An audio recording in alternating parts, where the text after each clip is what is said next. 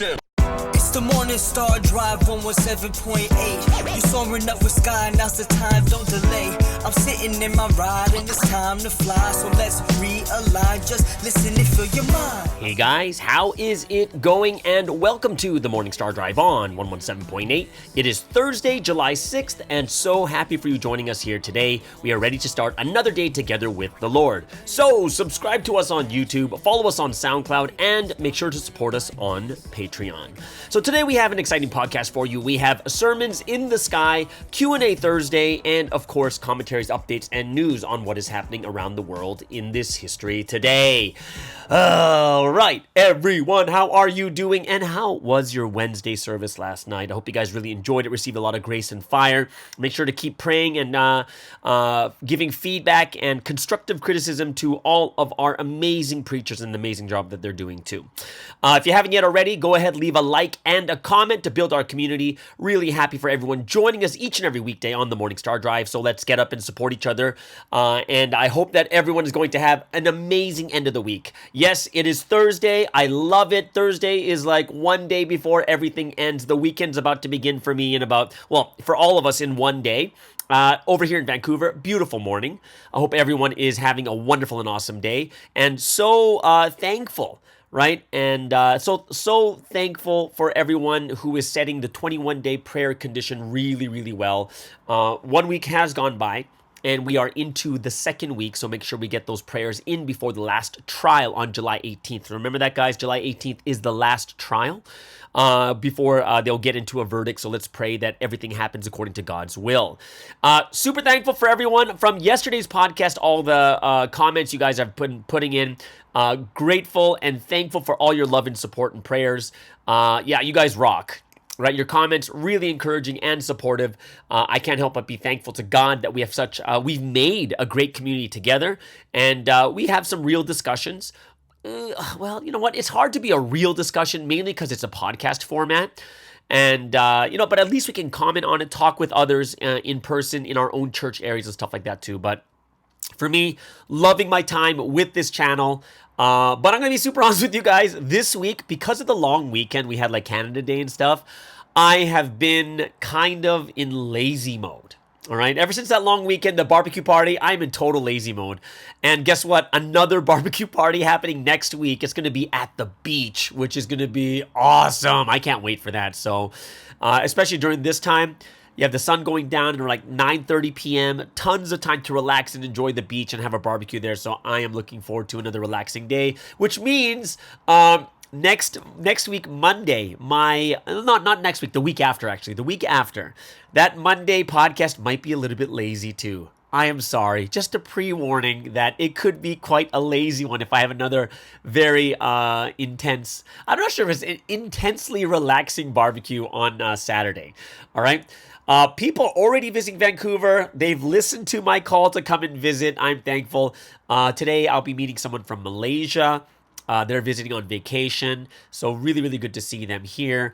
Another buddy coming in 2 weeks and then possibly another couple of friends coming at the beginning of September. So yeah, a lot of time to just hang out and chill with my buddies and friends here. I'm going to have a great time. All right. So I saw a YouTube short the other day, and I thought it was pretty funny because it kind of goes in line with, like the man cave and Provipuff we have, but super young married couple, like super young. I think they're married, right? Because they're talking about marriage advice. This dude says, I just found a secret. And we're like, I'm going, what? What's the secret? And they're like, the guy says, okay, he goes to his wife.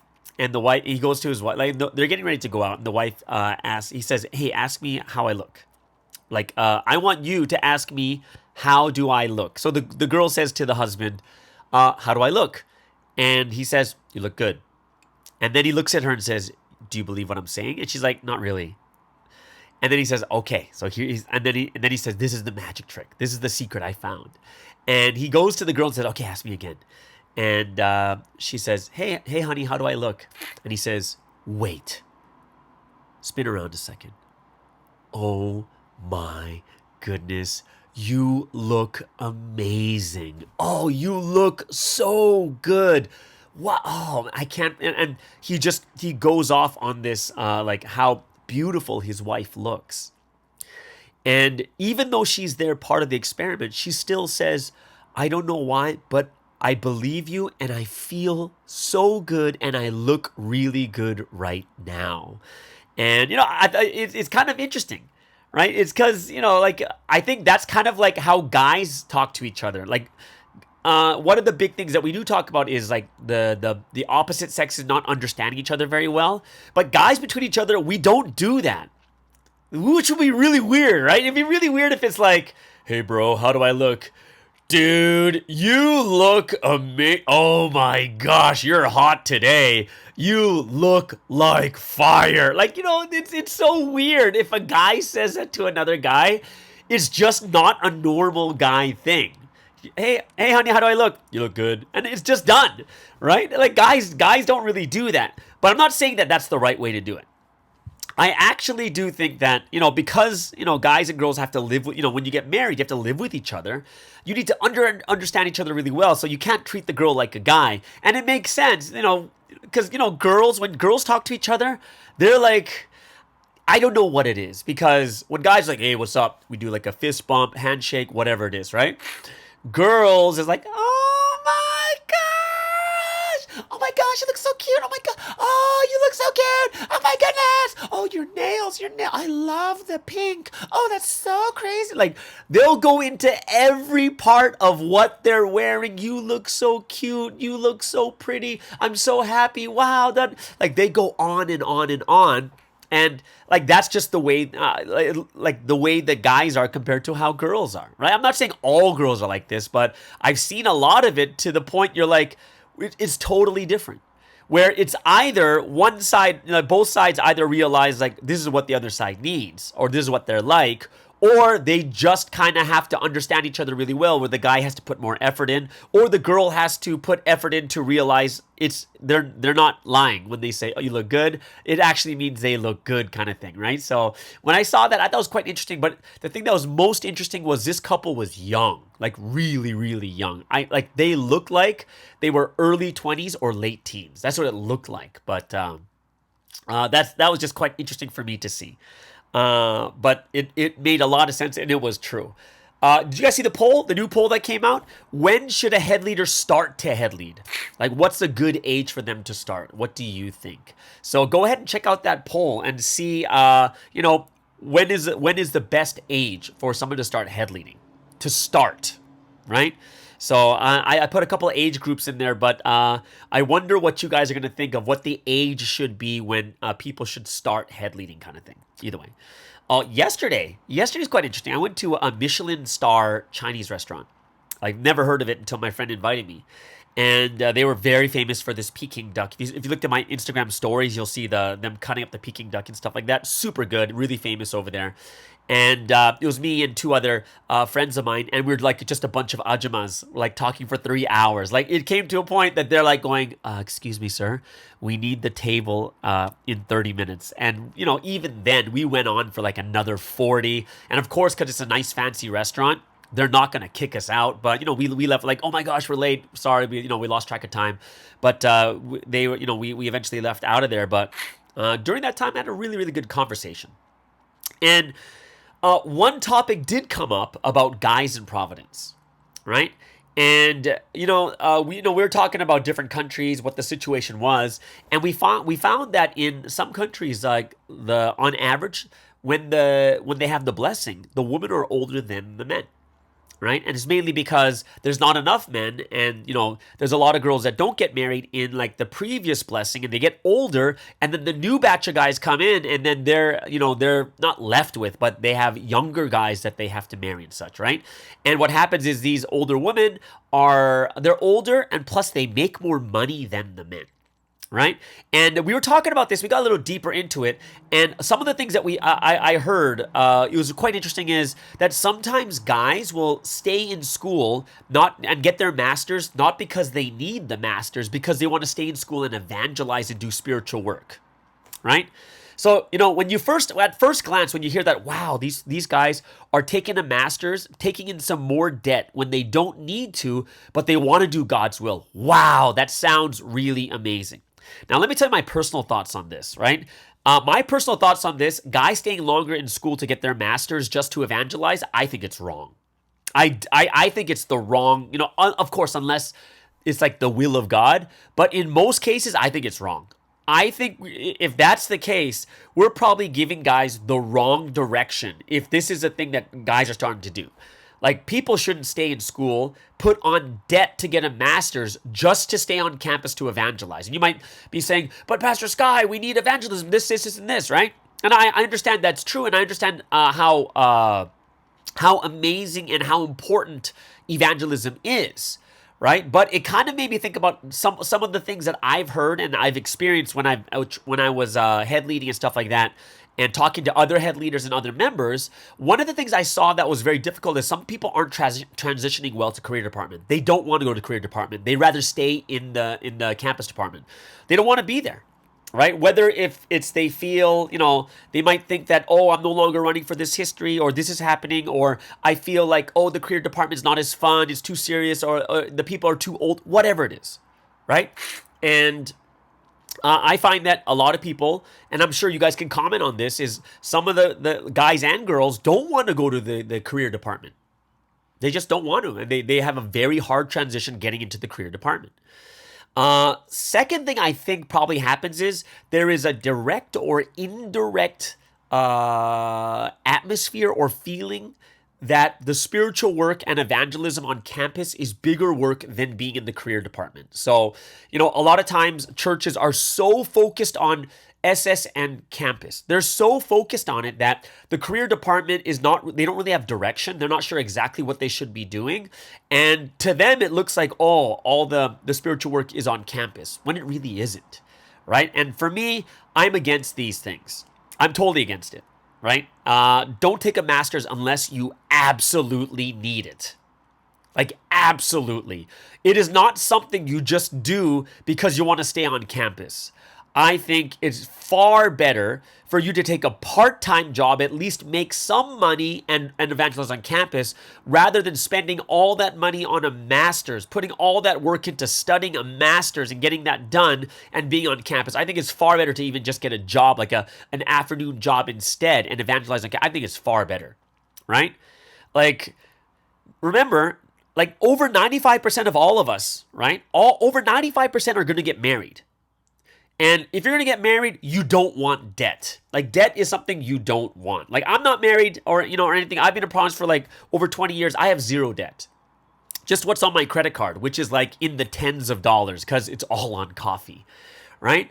Like, it is far better for you to get into the career department, get your extra years of experience, get your promotions at your job, get a better paying job, so that you'll be prepared for marriage. I think that's far more important, way more, right? I think people don't understand the value and importance of the preparation for your career and for yourself and for your future, right? If you're not going to run full-time Providence, like, remember this, if you are not going to run full-time Providence, going to be going to be a pastor, going to be a head leader, going to whatever it is, if you're not going to do that type of thing, right, don't hold yourself back. Remember, in life, we have different stages and you have to move on. It's like the same thing as, I like my life in high school better, so I'm not going to go to campus and I'm just going to try to find a way to stay longer in high school. It doesn't make any sense. You have to move forward, right? You shouldn't be starting your career at 27, 28. And starting a career doesn't mean part-time job, doing part-time work at a convenience store or at some restaurant that's not a career, right? Don't be starting your career at 27 and 28. You got to already be in your career, working your way around life, learning about your career, making a living, getting your promotions, finding, there's a lot of people I know that in STEM fields. And what happens to them is better for them to work for 3 years and then go to another company and they'll bump their salary by 30%. And you'll keep, every 3 years you'll move, but you'll find a better and better place, right? It's far better I think it's far better to be in that position. You have to graduate from university and become an adult, not just staying there being a perpetual student just because you want to evangelize, right? Like, when you're a career department, yes, you're not going to be able to do as much you did in campus. Yes, it's not going to be as fun as campus. Why? Because it's not campus. It's a career. It's completely different. You're becoming an adult. Guys, like I'm talking about the guys, especially particularly the guys, you shouldn't stay behind for that reason, right? Like if I were to say one thing that you've listened to in the man cave is guys have this innate feeling, this heart to provide and protect. Now, now I'm saying that if your path is full-time Providence running work, like running for this history, then that's a completely different story, right? I would say it's an even different breed of man, right? It's obviously more spiritual. Expectation of someone running full-time is not going to be to make money. They're not going to make a lot of money, right? It's completely different, and it's also very honorable and noble. Right? And eventually in the future, there are going to be some girls during the blessing who have the will to be with someone like that. But if you're not going to be full-time Providence, but you're just there because you can't adjust well to career, that's part of the transition of life. It's not to stay in campus. The guys are like, you take an extra, like you're going to go into your master's, which means you're not going to even finish your master's until like 26, 27, around that age. If you're not full-time, go get a job. Go start your career. It doesn't mean you stop doing Providence work. It just means the focus shifts. In all honesty, the moment you graduate from school, from university, and you start a career, everything from that point is all prep for marriage. I'm telling you straight out right now. It might sound crazy, like, what, you're prepping for marriage already from like 22 years old? It is. Because a lot of people don't even know what it means to prep for marriage, right? So like put it this way. Let's just say there's two different types of people, and I want you guys and girls to think about which one is better. So there's guy A and guy B. Guy A, 27 years old, 5 years in the workforce, promoted 2 to 3 times, making a better living, has a good savings, preparing for the future, very close to getting ready for a down payment for an apartment, good life experience and working with others in the world. That's 27 years old. And let's just pretend that both of them are very similar in level of faith. Person B is 27-year-old male, no experience in the workforce, very little savings, is just going to start an entry-level job. No apartment, no savings for an apartment, might have a car, and no experience in working in the world. Right? So let's take a look at these two people, very similar in faith. And if it's 27, 28, around that age, or even 26, 27, who would you rather be, or who would you rather be with? And it's obviously A, right? Because A is, when you look at that, way more responsible, way more like, there are people who, when you look at like, wow, they've really saved their money, they've done this, this, and this. And the reason why I'm saying the moment you start your career is the moment you start preparing for marriage is because preparing for marriage is not a 6-month thing. It's not. It's not like, blessing happens in 6 months, I better start praying. That's totally not preparation. It's like everything you've done in your life from that point on, being responsible, going to work, making sure you get all the stuff done on time, keeping a job, getting your promotion because you're doing really well at work. Not just going around spending your money like crazy, but you are saving your money. Like, these are all signs of really, really responsible people, right? And think about it. If you were a guy, which one would you feel better going into marriage? Obviously A. If you were a girl, which one would you feel better going into a marriage? Obviously B, right? Obviously A, right? And when you look at this, yeah, both sides are going to say to themselves like, oh yeah, like that's totally the better one. That's the one I think that's more worth it. And there is a huge difference between the two. There is a huge difference.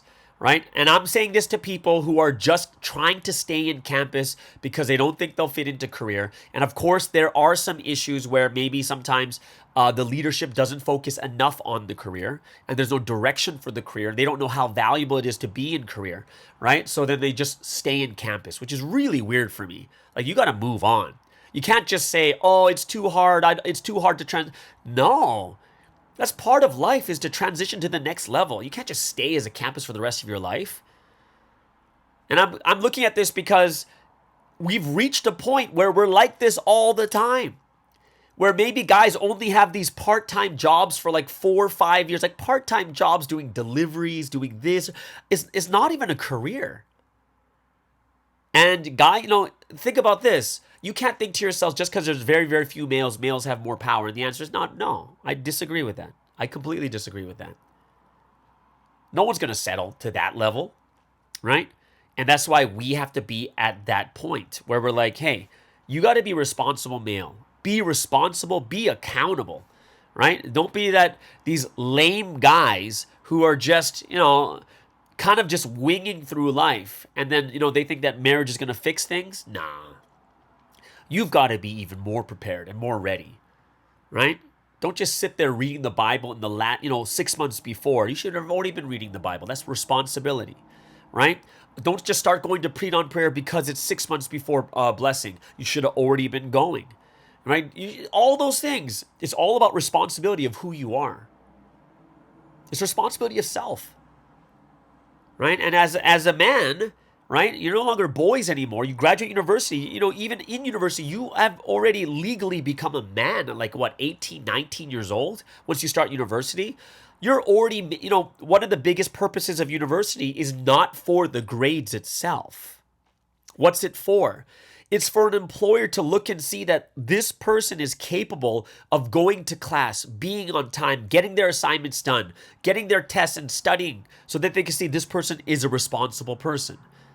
They're not going to be looking at the grades. There's no grade point average of what you came out of university with they're like, oh, you got a degree in this. Oh, yeah, I got a degree in this, right? That's what it is. And that's something that as men, we have to kind of change and flip our minds towards, right? Yeah, of course, the spiritual thing is super important, but you all have stages in life. And when it's time to move on, you move on. We need good people in career. We need great guys. We need great girls, right, who are moving forward. And if I'm going to give you an honest opinion from what I've seen, there are more quality girls than there are guys. Sorry to say that. That's just my observation. There are way more quality girls than there are quality guys. I'm not saying that there's no such, I'm just saying in average, right? And that's why, guys, it's not just about us evangelizing more. The guys that are already here, my feeling, this is my rant for the day, by the way. And I'm going against my own people, which is the guys. Guys got to step up. We got to step up. You can't be relying on your parents like I am living in my house right now with my parents. Right? We can't, but I'm here very, short term. But you got to be able to live on your own. Got to be responsible. You got to, I'm not sure how you be a man. That's all I want to say is be a man, right? Kind of thing. This should be on Man Cave more than anything else. But either way, that's my rant for the day. It's for the guys out there. And I'm sure this is also going to be on the Provicom. Chris Jansen's probably going to have a field day with this one here too. Either way. So that's kind of my rant for the day because I had this great conversation yesterday and it's something that I was like, yeah, we got to change the way guys are. And I'm not going to say guys are weak. I don't think guys are weak. I just think that guys need to be more responsible. That's it. That's my big thing. That's my big gripe. Either way. So, yeah. There it is, guys. That's my gripe for the day. Yeah, I do have a couple of these things going on all the time. But, yeah, just want to make sure that everyone understands that these are some of the things that I do think about and that we do need to change. All right? So, let's get into the first break of the day.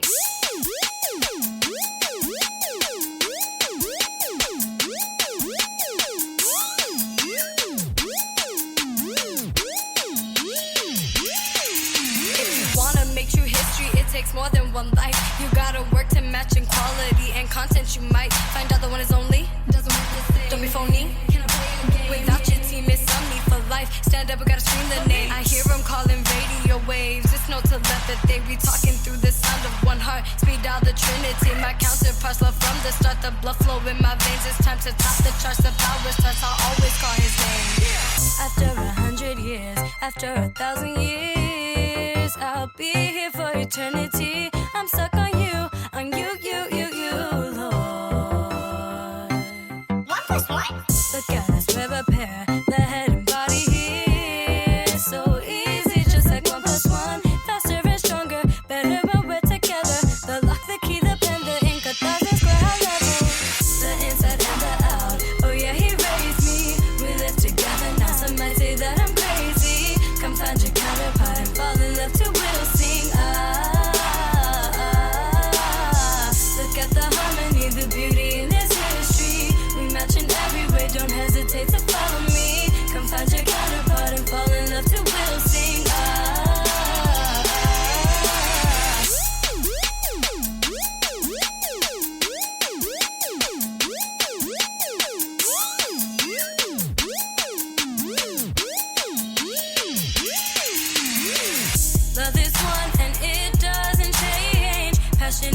at the top of the chain. Kings of the sky, you know eagle is the name.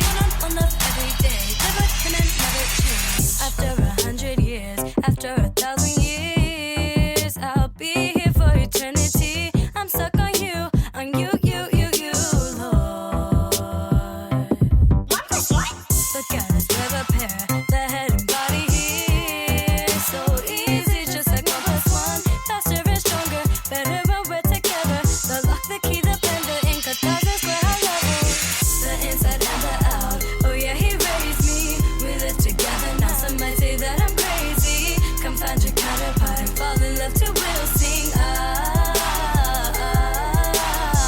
Look at the harmony, the beauty in this history. We match in every way, don't hesitate to follow me. Come find your counterpart and fall in love too, we'll sing. We face no limits, but that's two.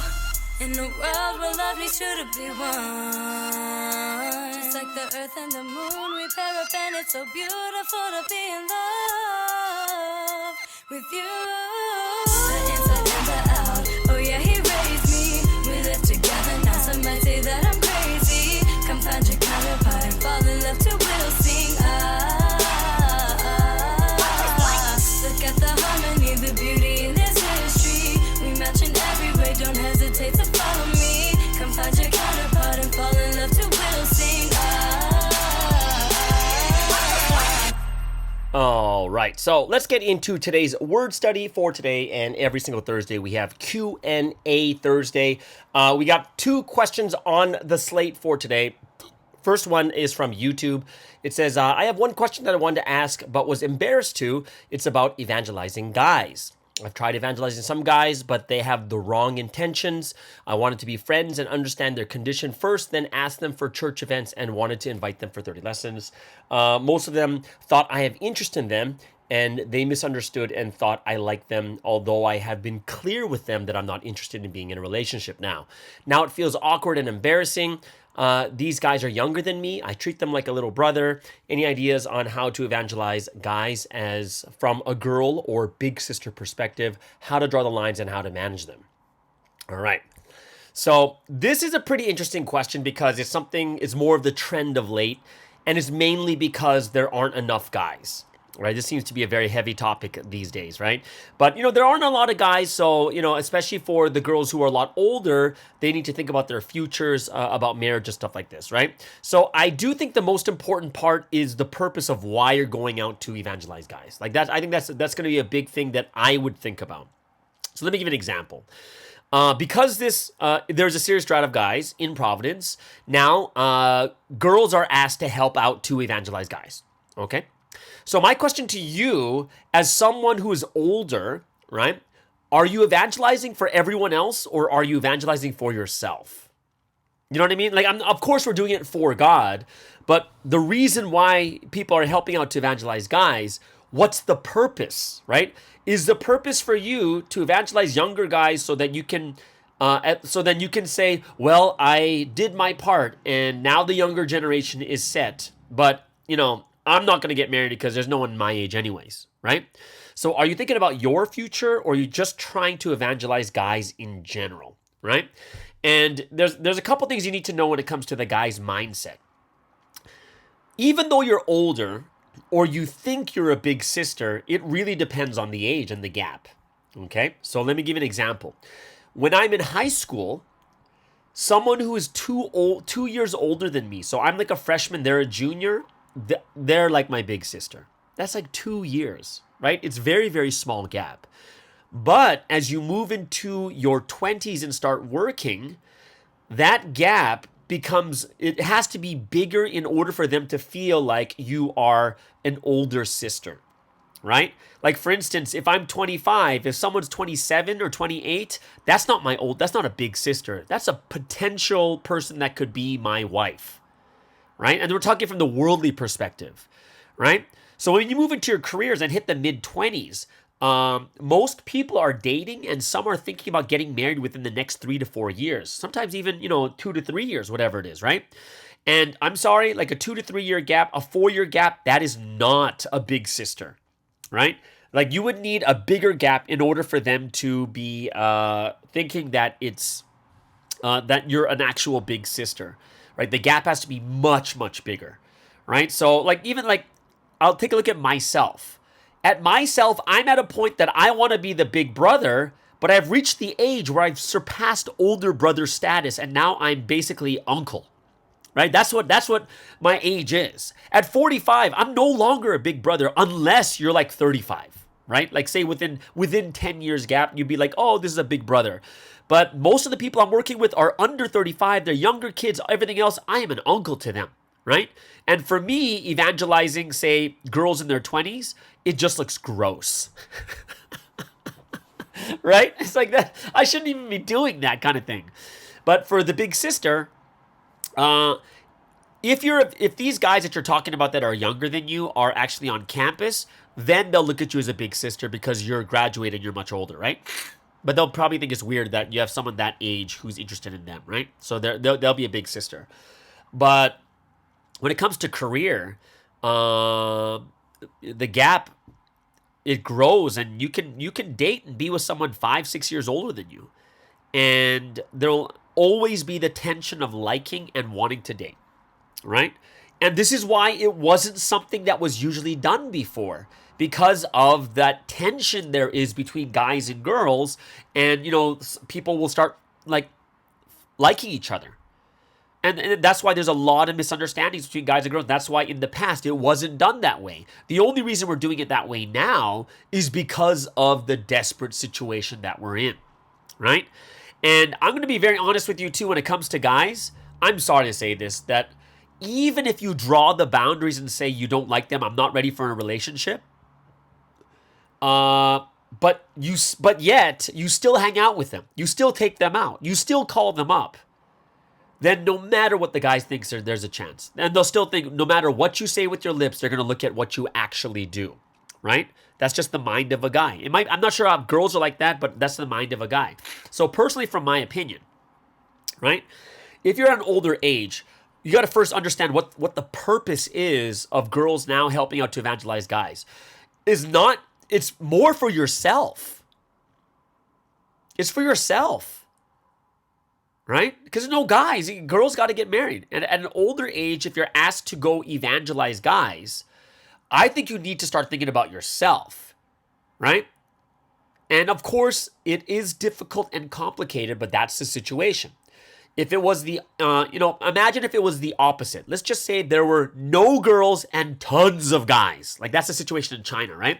No girls and tons of guys. What would I do? At this age, or even like 10 years younger, I would only be evangelizing girls that would be potential for my future. Because I'm thinking about myself. Because what if I want to get married, but I can't? It's a huge thing. I would be looking for people around my age and people who are potential for my future. And yes, it's going to be difficult. Why? Because these are potentials for you, right? And you need absolute self-control and prayer.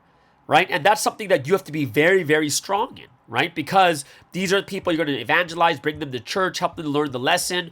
And if they pass whatever it is, this is pure potential for your future, right? That's my take on it. That would be my take on if I saw this current situation right now and it was flipped between guys and girls, and all of a sudden they said, all right, girls, go ahead and evangelize guys.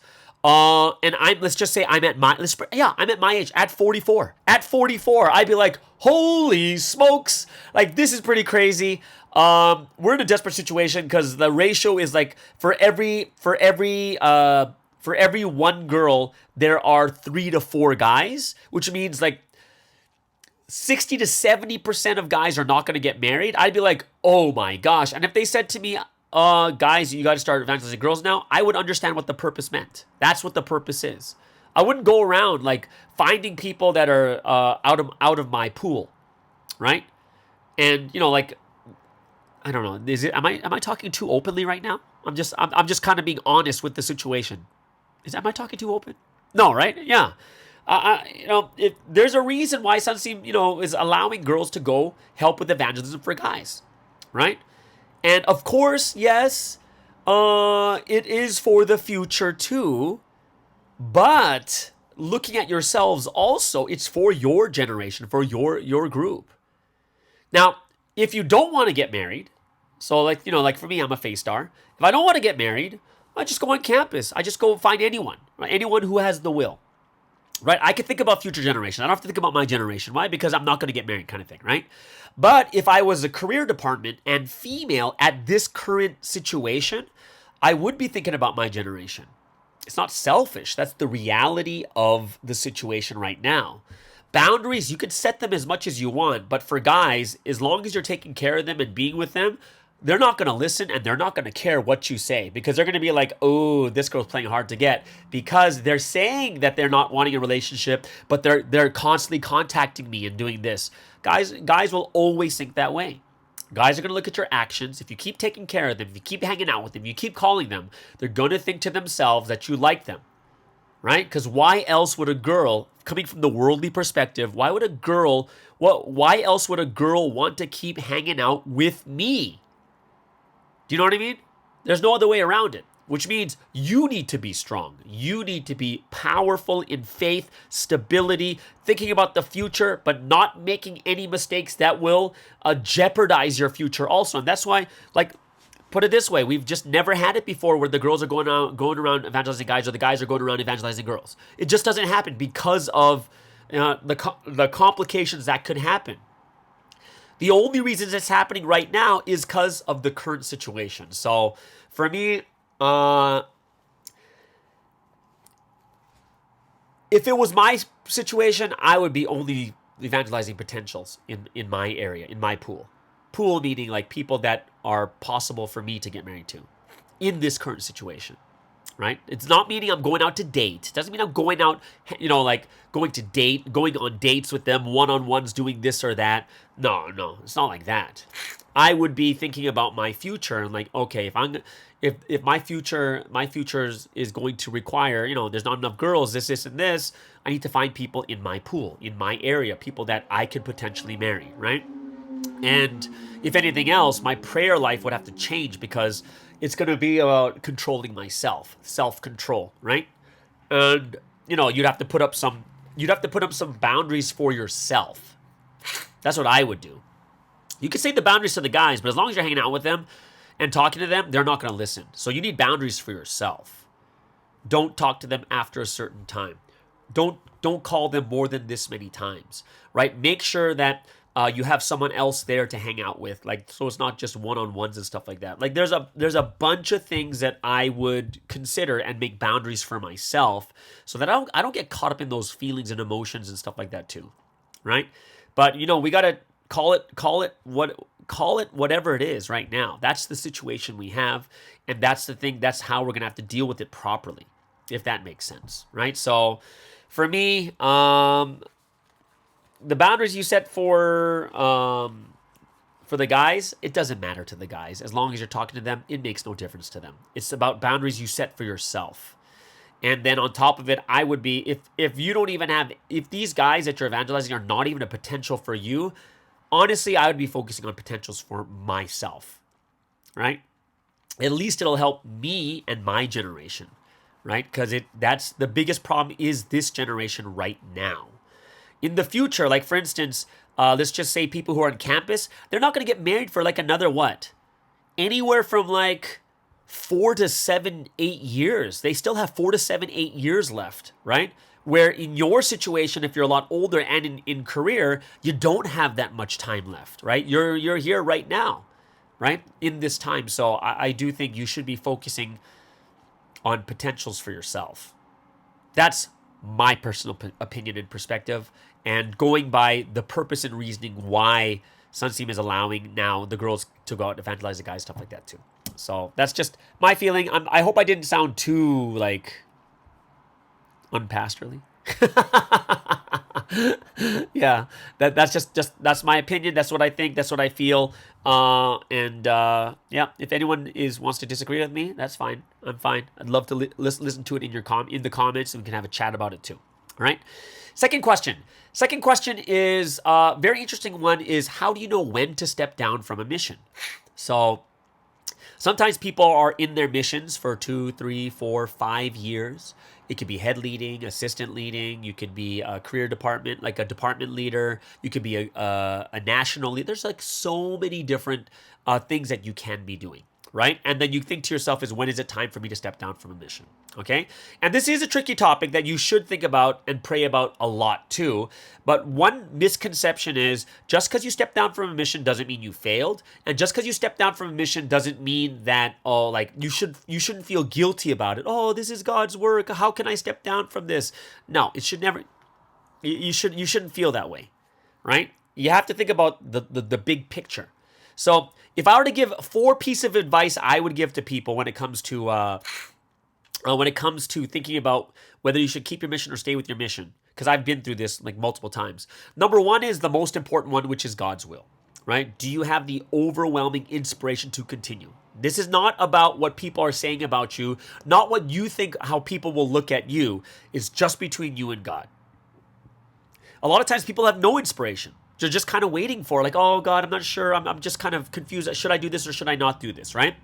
And usually when God talks to us, when we pray, there's going to be either like the overwhelming on one side or like it's a yes or a no kind of thing, right? And a lot of times we kind of like look like, oh my gosh, I'm not sure what the right thing to do is. But, if it is God's will, and sometimes it is, and a lot of times, it's not like this a lot of times. Sometimes it's God's will for us to go through something very, very difficult, and we may not see the result of it now, but we'll understand a little bit later. Example is, like, say, this podcast started in 2020, but I had no idea the impact it would make 3.5 years later during this very time in 2023 and how important and necessary it is right now. No idea, over 3 years ago, I had no idea it would turn into this. However, you get to look at it and say, oh, God, now I know why you made me continue to do this continuously, right? So there's one thing. But pray about it, and the first thing is you want to see if there's a will in it. It doesn't mean you need to hear a yes or like, oh, God hasn't said anything to me, so I'm not going to do anything. No, that's not it. Sometimes God allows you to make your own decision. A lot of times he does. We pray about it, and as we're praying, we think about it more deeply. And as we think about it more deeply, we get better insight and better perspective on the mission that we're doing, and we're able to make a good decision, and God allows us to make it. And that's most of the time. It's very rare that you sit there and God's like, yes, do it. No, don't do that. Yes, do this. No, don't do that. Right? The second one that I want, that's the first one, is God's will. Okay? Second one is you have to also look at your will, what you want, which God does take into consideration. Right? And that's why when I pray, I will pray about my feelings, what I am thinking, what I really feel, what I'm struggling with. Right? And here's one thing that's very interesting. As someone who's been in leadership for a long time, like, it's usually the leaders are the ones that say, like, no, you can't leave your mission. I really feel it's God's will. People can say whatever they want. They can pray about you whatever they want, right? But it's about you, right? Like, here's one thing that's very interesting.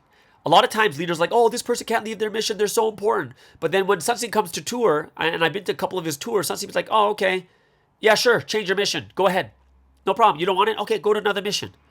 And what Sunsim said is, like, let's just take if there's a shepherd and then he has all his sheep and they're inside this large sheep pen. What Sunsim says is, you could do anything within that fence, right? Yeah, if you don't like this, try something else. As long as you're inside the fence, you can do anything you can do any of the missions inside there. Switch to this one, switch to that one. You don't have to feel like, oh my gosh, if I don't do this, I've lost God's will. No, it seems like, no, you don't like it? Yeah, try something else. It's okay. And that's what I saw as a huge difference between how God's thoughts and humans' thoughts are. Like, people who are leading are like, no, this person can't leave. No, you have to stay with this. We need you, kind of thing, right? But Sunsim's like, no, as long as you're inside the fence, there's a lot of things to do. You can try anything you want in there, right? And some things don't fit you that well, and some things do. And, you have to understand your will also. When it's like, what is God's will? Sometimes God's will is you do what you want, right? You make the choice if you want to try this or try something else. And they're both inside providence, so it's not really like you've lost anything, like God has lost a worker, right? Third thing I would look at would be skill set. After all the time you've invested into your mission, look at the skills that you lack or you need to gain. Are they things that are easy for you to gain? Are they things that is it something that you're willing to continue to learn about, or do that mission without that skill, right? And if you're not willing, if you don't think, you know what, it's going to be kind of tough for me to learn this while doing this mission, or maybe this doesn't fit my character, it just doesn't fit, right? Just as not everyone in the world can become best friends, it's just people that kind of fit your character. And it comes with missions too. In your missions, sometimes they just don't fit, right? You know, like, why did I step down from head leading? There's a lot of different reasons, but part of it is like, I didn't really think I fit, as it didn't fit my character. I didn't think it was worth enduring to continue because my character is so different from a head leader, right? I'd rather talk to multiple people, different countries, go travel here, do this, do that. Like, I would rather be doing those things instead, right? And last thing, the fourth advice I would give for you before you start changing your missions or stepping down is, number 4 is discuss. Now, here's the thing. I would not discuss with people who are directly above you involved with your mission, because it becomes very difficult for those people to be really objective. They can't objectively answer that question. Like, say, if I'm a head leader in America, talking to HQ in America about this is a bit difficult because they can't say they want you to leave, and they also are the ones who have to find a replacement, or maybe they, it's going to be too tough for them, or they may think in their minds that you're probably you might be the best person for the job. And in many cases, these people are thinking about their mission and not thinking about the betterment of you. They're thinking about their mission, their country, their church, who is the best person that fits there, who is available. And haven't you guys ever heard this? Like, because there's no leaders in waiting. They're like, oh, but if you step down, there's no one else. And it makes you feel guilty. And the answer is not about that. That's up to HQ. That is not up to you. You're not going to sit there and suffer even more because, oh, there's no one else. I don't think that's the right reason to take something up or to stop something, right? And think about that situation. They're not taking you into consideration, right? They're not thinking about you being truly happy or not. It becomes a conflict in interest. And for me, I would probably talk to someone from, like, say, someone at that level, like HQ. I would probably talk to someone from another country, if it's possible, or talk to someone at the same level, someone you trust, someone who's looking out for your best interests or for God's interests too, right? And, if someone's like saying the same thing, like, oh, but there's no one else, so if you step down, there's no one going to take that position, that's got nothing to do with you. It really doesn't. That actually has everything to do with the system of that country, where they don't have a pipeline of leaders coming up because there's no direction for that. It's completely different. That's not up to you. And if anyone says to you, well, you can't until you raise a leader. Well, the answer is for that, for me, what I'd say is, well, I was never raised. I was never taught how to raise someone else. I don't even know what that means. And that's what, it's completely unfair for them to say that too, right? So for me, I would be in a position, like, I would talk to someone, like, there's a lot of people that just call me. I have nothing to do with their country. I'm pretty reasonable and logical, and I'll tell you how it is, and I'll tell people straight out, like, you don't have to do that. Why would you do that? What's the point of doing that? I'm not doing that as being a rebel. Well, I am a rebel pastor though, but I'd be saying that only if it was reasonable. Like, yeah, you don't need to do that. Why would you do this? Nope, that doesn't make any sense. And I'm doing it as a reasonable leader, right? And it's just advice that you could take, but eventually in the end, I'll tell these people, you got to pray about it. You got to be the one that takes a look at this properly. And that's going to be ultimately your decision. What do you actually want to do? But like I said, there's going to be conflict in interest when it comes to certain situations where you talk to the people who are directly above you, because they can't help. It's not a wrong thing that they're not thinking about you. It's just they're thinking about the whole church and the whole country. Oh no, if this person leaves, who's going to take over? Oh, then we have no one to take over. Oh, what about this? What about that? It's just natural. It's a normal thing, right? And that's why you need someone who's kind of more based and in an unbiased position where they're not looking at those things, but they're counseling you as just you, if that makes sense, right? So that would be my advice for whether you should put down your mission or not. And I would say more often than not, there's not usually like a will as in God says you must do this. No, there's usually, God never really forces anything. It's very, very rare those things. It's just like people who are predestined. It's very rare to find a predestined person. Like they were predestined for this. It's very rare to find that. Like absolute predestined. Yeah, very rare. Right? Most people are relatively choices. They make free will. So it is something that you should think about deeply, pray about deeply, and get the best advice and make the right decision that's going to be fitting you best so that you can be healthy spiritually, physically, mentally, in all those different areas. So that's the advice that I would give there. Either way. All right. So there it is, guys. That is Q&A Thursday for today. Hope you guys really enjoyed that. Let's move into the second break for the day. 我看见主的模样 So alive, so alive 我听见主的声音 So clear, so clear 他的爱融化我心使我灵魂安然平静，那话语充满能力，使我能看见改变的神迹。多幸运，在新时代里与主一起。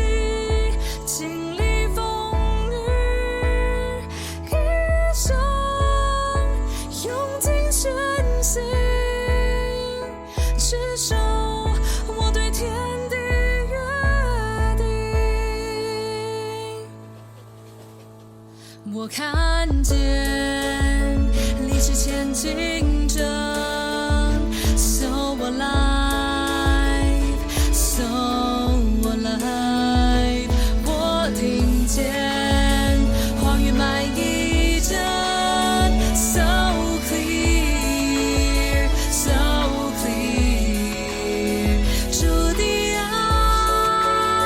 始终如一不曾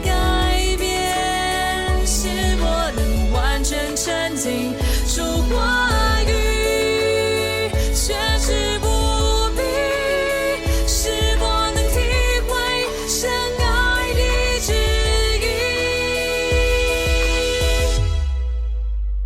多幸运，在新时代里与主一起经历风雨，一生。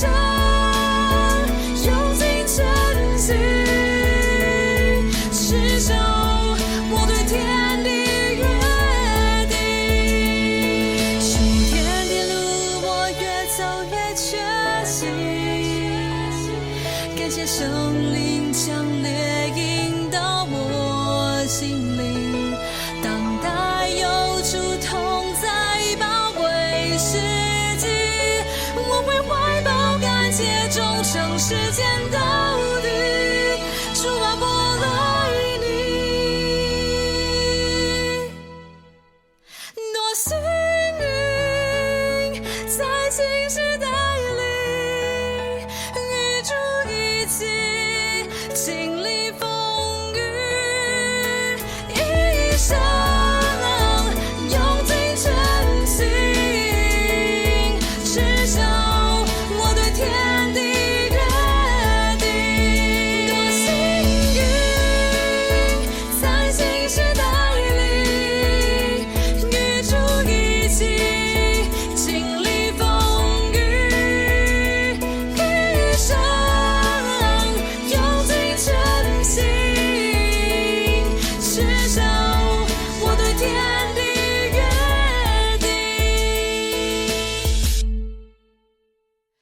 我看见主的模样 So alive, so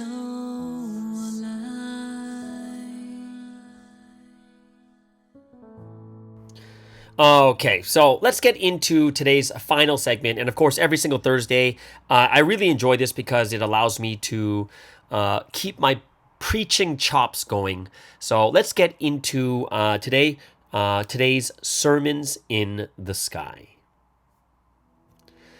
So this is quite interesting because I've been telling you guys that I've been having these very amazing evening prayers these days.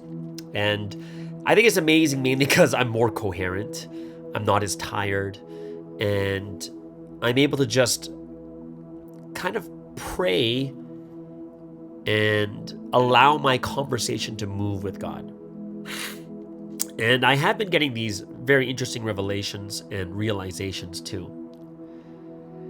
And this one time I was praying, I think this was probably several days ago, maybe 3 days ago.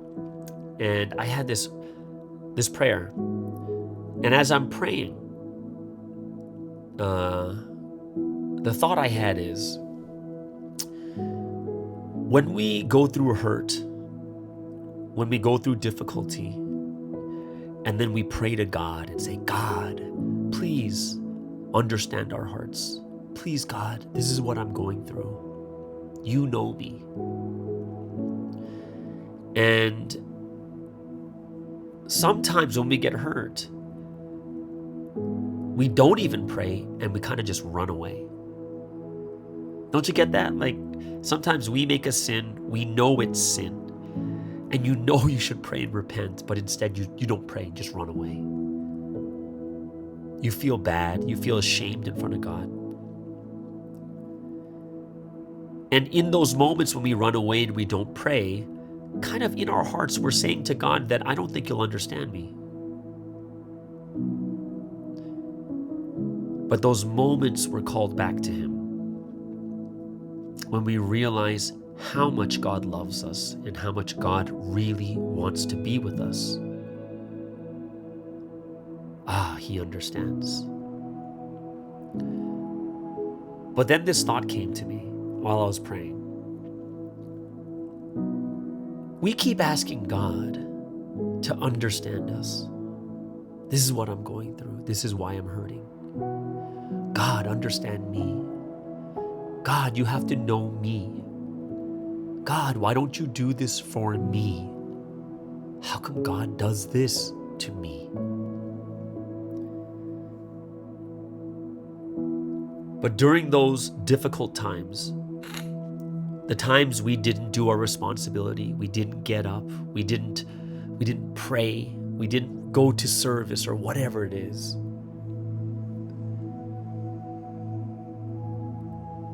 no one stops to think or talk to God in those times, right? When we're totally away, we don't go to church, we don't listen to the word.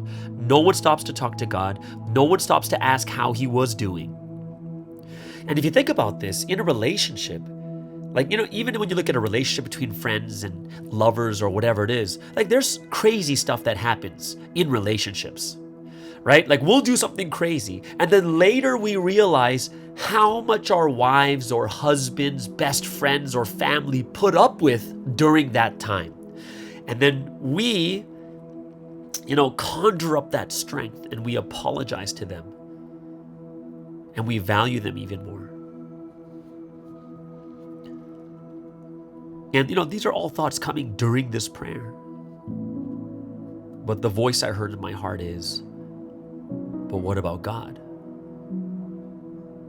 When it comes to God and us, we ask God to know and understand me. Do you get what I'm going through? But what about God? How much did we realize and think of God after all this is done? Or were we just happy that God forgave us and then we move on? Oh, as long as I get forgiven, okay, I'm happy now. Okay, we can move forward now. But what about all the stuff God went through when we were rejecting Him, when we didn't pray, when we were sinning, when we didn't go to church? What was God going through at that time? There's a tendency for us to think that God doesn't feel as much. Oh, he can handle more because he's God. He's omnipotent. He's almighty. Oh, he can handle all this. But there's one time that Sunsim spoke and he says, we don't know what it means to be almighty and all-powerful, what it means to be omnipotent, what it means to be omniscient. But God, he is that much more powerful, which also means he is that much more sensitive. God is hurt more by things. God feels billions of times more than we do. You see, when you're greater, you're not just greater in power and strength. You are greater in love. And that love feels. The love feels the suffering and the pain and the heartache that we cannot imagine. It's just like the difference between a mother and a child. When the mother loves the child even more than the child loves the mother, so the mother gets hurt more. But the child has no idea that he's hurting the mother. God sees more, he feels more, and he hears more. Haven't you ever had it when we cry or when someone we love is crying and we feel it too and it makes us want to cry? But think about it. If they weren't crying, we would have no idea how they really were feeling. But God sees the heart. He's already seeing everything, even before it's shown. We only see it when it comes out. God sees, hears, feels everything, even without us saying a word. Can you imagine what God has felt from being with us during our difficult times? Crying with us, feeling our pain, feeling our suffering. We know what it's like when you're there with someone you love.